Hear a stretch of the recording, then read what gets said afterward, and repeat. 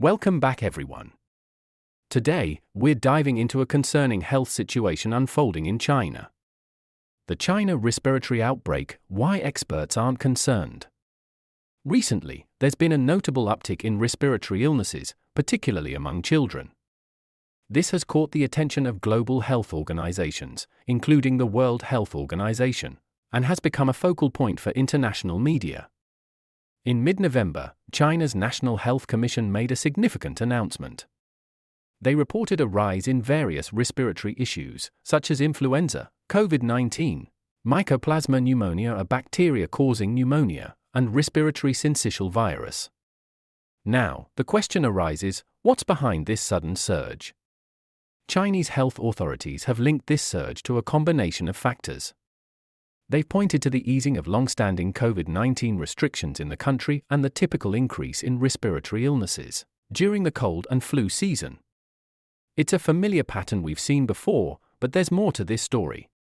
What makes this recent surge particularly noteworthy is its resemblance to headlines we saw back in late 2019, just before the global spread of the pandemic in the following spring. This has naturally sparked concern and raised questions about the potential implications of the current situation. Many experts suggest that this is a normal response to the lifting of COVID restrictions, which can create a scenario where the general population's immunity becomes more vulnerable to other common respiratory infections. The concept of immunity debt, in which social distancing, masks, and lockdowns weaken a population's resistance to other pathogens, is a common theory behind China's surge. The term immunity debt or immunity gap is utilized to characterize this phenomenon, essentially signifying an increased susceptibility to viruses not encountered for several years due to a lack of immunity. A study conducted in England in 2022 proposed that the extensive suppression of respiratory syncytial virus activity during the winter of 2020-21 likely resulted in a substantial group of immunologically naive children, under 5 years old. These children had not been exposed to natural RSV infection but became exposed following the relaxation of restrictions. In the short term, the transformation of these respiratory illnesses into a novel virus triggering a global pandemic seems unlikely. Several factors contribute to the current outbreak, including China's prolonged lockdown, the anticipated immunity debt, and the sheer size of the country. These elements collectively play a role in the emergence of these respiratory issues. Moreover, experts have emphasized that the majority of reported cases are concentrated in northern China. This implies that we may witness further surges in these illnesses as individuals travel across different regions of the country.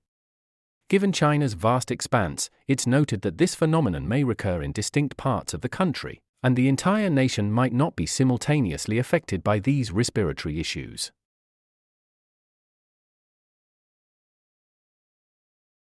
Certainly, respiratory illnesses have the potential to spread through air travel. When individuals travel by air, they are in close proximity for an extended duration, sharing the confined space of an airplane cabin and increasing the risk of transmitting respiratory viruses like the flu or common cold. In conclusion, the expert consensus provides reassurance, suggesting that the current circumstances are not indicative of a looming global pandemic. It's important to stay informed and follow any developments, but the overall risk appears to be low at this point. If you found this information valuable, please consider giving this video a like, sharing it with others, and subscribing for more updates. Thank you for watching.